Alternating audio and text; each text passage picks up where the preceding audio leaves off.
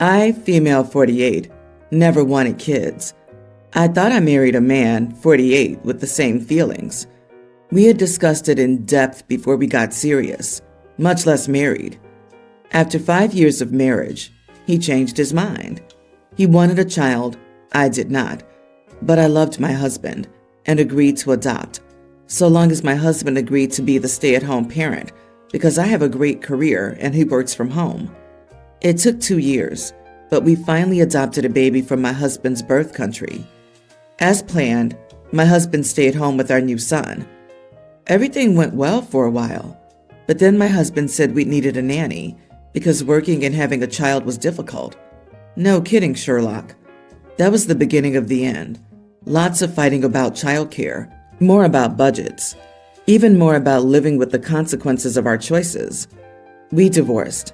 My husband got custody, and I paid child support. I saw my son grow up, and I loved him very much. We spent time together, and I took him on holidays that I otherwise never would have taken. When my son was 14, I got a sizable bonus at work. I talked to my accountant and lawyer and paid the next 4 years of child support in a lump sum. My ex had some expenses and he needed money. He was also a fantastic parent, and I knew he was never going to not take good care of our son. My ex took the money and used it to care for his stuff. When our son turned 16, he bought him a motorcycle. It was a terrible idea, but it wasn't my call. Long story short, I was right. It's been 6 months, and I approached my ex about getting the child support back because there's no child. He called me heartless and an idiot for even thinking of the money. I left and put it all in my lawyer's hands. My ex's family is now bad-mouthing me to everyone for expecting a refund. I don't think I'm in the wrong, but I may be. Am I the idiot for suing to get my child support back? Edit. I paid my child support 4 years in advance. He owes me 2 years. It's been 6 months since he passed away. And not only do you speak of it so flippantly, your only concern is money? Guys, I'm suing my ex over money because there's no child. And this has nothing to do with money? Bruh. Does it have to do with punishing your ex for wanting a child? For getting him a motorcycle? What's the motivation since it's not money? You are the idiot, OP. A big one. Not the idiot. Please ignore people here who are slamming you. Everyone processes grief differently, and I'd be upset at my ex keeping a windfall after they bought that thing. It was totally preventable. The main problem is one of language. You're not asking for a refund, but rather a return of an unused portion. The word refund sounds heartless. It didn't escape my notice that you had the generosity of heart to still call your ex-husband an amazing parent. I disagree. He was likely a very loving parent who adored his son, but I'd argue that no amazing parent, no parent who puts parenting their child ahead of being their best friend, buys a child a donor cycle at 16. There is no world in which it's in any adolescent's best interest to own or ride a motorcycle, period.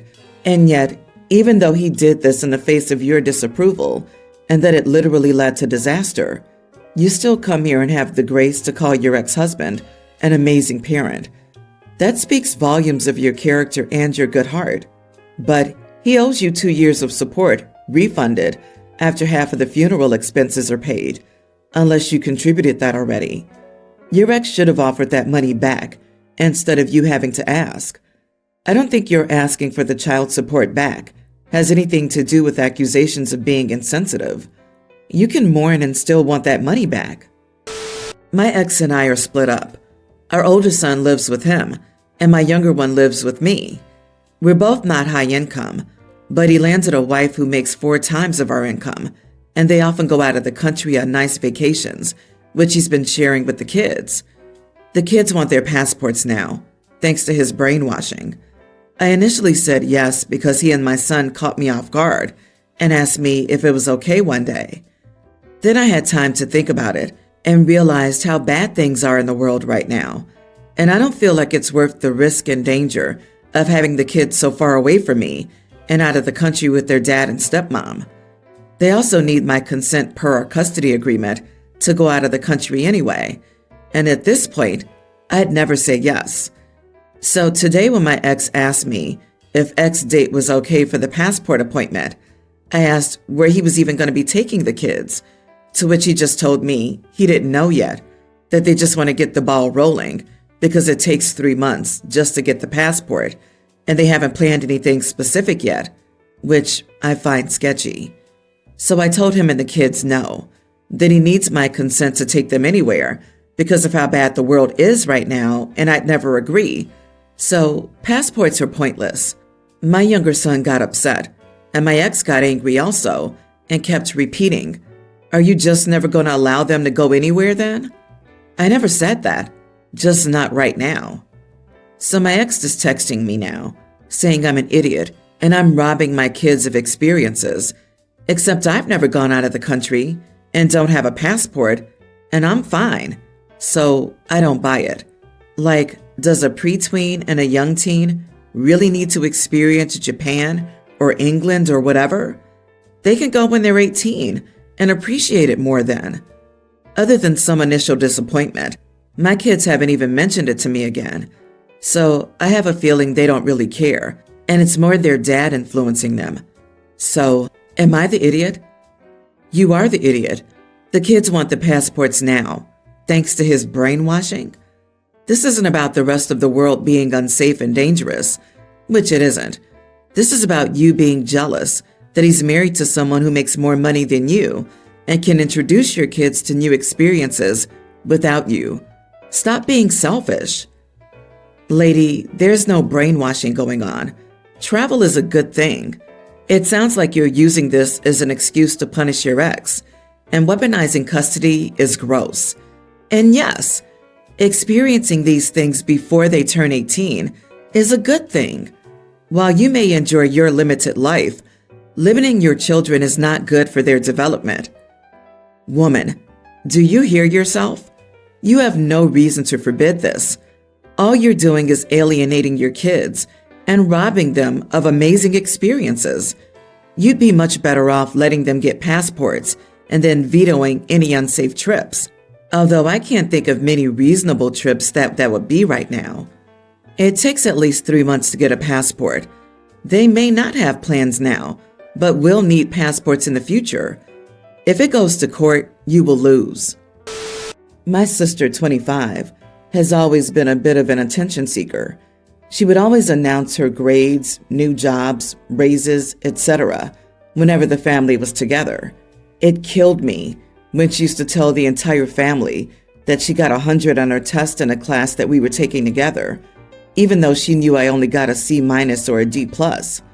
They'd ask me how I did after her announcement. She was always the golden child, and I, 26 female, was the screw-up. We're both pregnant right now, both of our first kids. She's married with a great job and a house, and I'm on my own in a studio right now. A couple of weeks ago, I got an invitation to her gender reveal barbecue/pool party. I didn't want to deal with her showing off to the entire family in front of me, so I told her I wouldn't be coming. She asked why, so I told her I didn't want to deal with her friends and our family. She insisted it would be fun, so I told her that gender reveal parties are tacky, and I don't want to deal with it. She again insisted that it would be fun, and to think of it as a barbecue with colored cookies.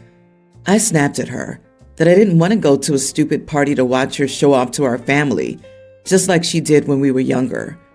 She hung up on me, and now our parents are upset at me for being rude to her. Am I the idiot for telling my sister gender reveal parties are tacky and attention-seeking? You are the idiot. Your example isn't an indicator of a golden child, by the way. It's normal for a child to want their parents to know they did well. You expected her to hide her accomplishments because you didn't do as well, and you think she's the problem? Talk about jealousy and selfishness. I don't like gender reveal parties either, but this has nothing to do with that and everything to do with your jealousy. Why should the sister be a lesser version of herself for you? Grow up. Everyone's the idiot here. Everyone's piling on about OP being jealous. I hate the way people treat weaknesses like that, like you're an idiot for having them. You can certainly be an idiot for how you express them, And I think OP was here to an extent. They're also pretty natural, especially given the history.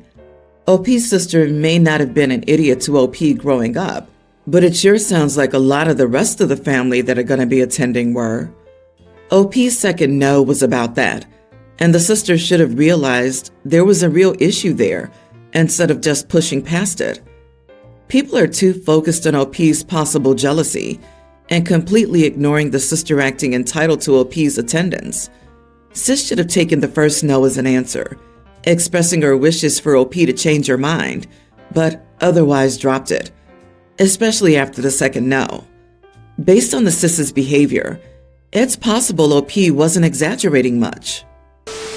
I, male 25, asked my girlfriend, 26, to pay for electricity and internet. So we've been in a relationship with each other for 1.3 years. For some months, she's been having an issue with her landlord because the landlord has been telling her that at the end of the agreement, he's going to raise the rent by 20%. My girlfriend has lived in her apartment for almost 2.5 years, and this is the first time the landlord has raised the rent, and my girlfriend thinks it's unfair. Now, girlfriend is a very frugal person. She spends her money very carefully, even though she makes a good amount. And I think the reason is she grew up in a very poor financial condition. So I suggested that if she wanted, she could move in with me. And I also wanted to take the next step with her, as she is a very nice, loving, and caring girlfriend.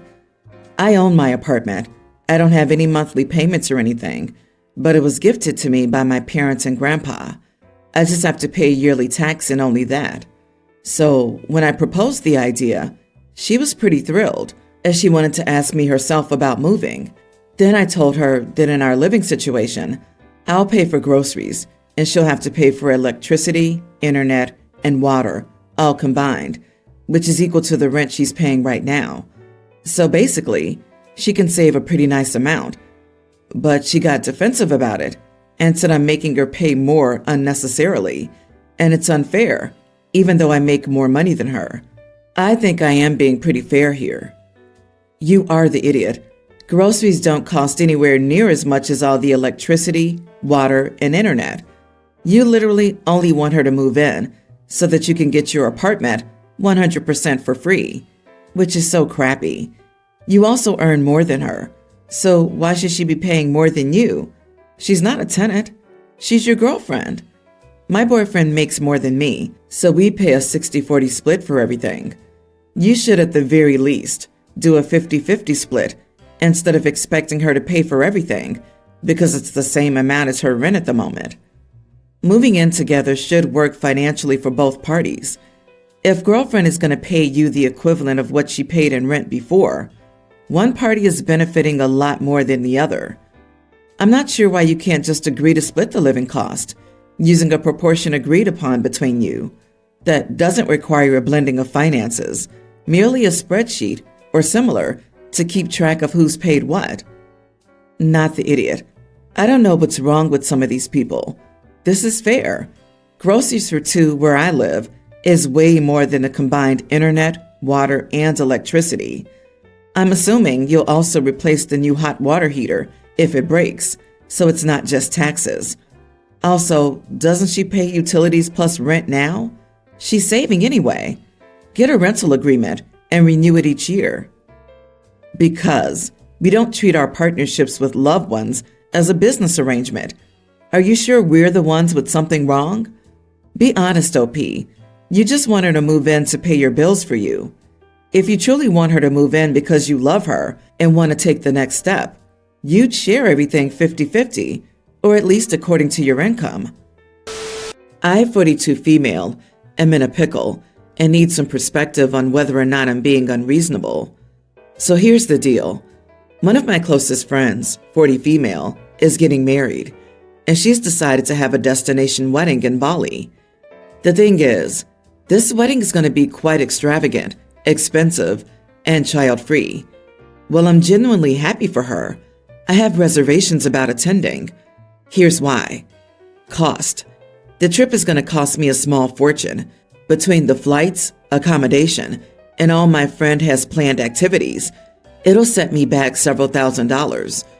I'm not in the best financial situation right now, and this expense would seriously strain my budget. Time off work.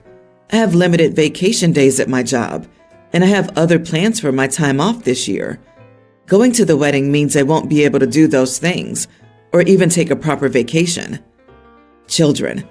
I'm a single mother of 2 beautiful kids, a female pre-tween and a male kindergartner. My husband passed away a few years ago. The wedding/wedding events in Bali are 2 weeks long and child-free. I'm unable to find a sitter that's affordable and willing to stay overnight for this long. I can't leave my kids at home alone for 2 weeks and cannot afford or am allowed to bring them with me. When I told my friend that I might not be able to make it due to these reasons, she got really upset and accused me of not being a true friend. She said it was a once-in-a-lifetime event and I should prioritize her special day. Now I'm feeling torn. On the one hand, I don't want to let my friend down, but on the other hand, I don't want to put myself in financial jeopardy and can't leave my children alone. So, am I the idiot for not wanting to attend my friend's extravagant destination wedding? I value our friendship, but I also must consider my well-being and responsibilities. Not the idiot. It's her lifetime event, not yours. She can invite people to join her, but she has no right to expect anyone but the groom to prioritize it above their other plans and obligations. You have no reason to jeopardize yourself because a true friend would. A true friend would understand why you can't go. Heartily seconded. OP will probably have the chance to attend many other events where other people act incredibly selfish, though I hope for better for her. As OP's friend puts it, a true friend wouldn't expect anyone to destroy their finances to attend her wedding. And that's not even touching on the issue of childcare for 2 weeks. Also, really? Attending a 2-week wedding, which I paid thousands for, sounds like a living nightmare to me. OP, I want to tell you a personal anecdote. Someone very close to me, James, got married a few years ago to Jenny. James invited his closest friend, David, and David's wife, Debbie, to the wedding. James and David have known each other for almost 50 years, since they were very young. They were lifelong best friends and had been best man at each other's first weddings. Naturally, David desperately wanted to come to James's wedding, but he'd already arranged a trip overseas with Debbie, so he couldn't make it. And for a reason that became obvious later, but James didn't know at the time, David couldn't cancel or postpone the trip. James was sad and puzzled, but he responded with kindness. He didn't throw a tantrum. He didn't try to guilt David, and he didn't demand David cancel his trip. He told David he would be sad not to have him and Debbie there at the wedding, but wished him a great trip. What James didn't know at the time, but David and Debbie did, was that David had terminal cancer. This trip overseas was the last one David would ever be well enough to take. He ended up telling James he was dying shortly before the end, when he couldn't hide it anymore. James was naturally devastated, but relieved that he'd never tried to guilt David into not going on his trip. He was a good, supportive friend.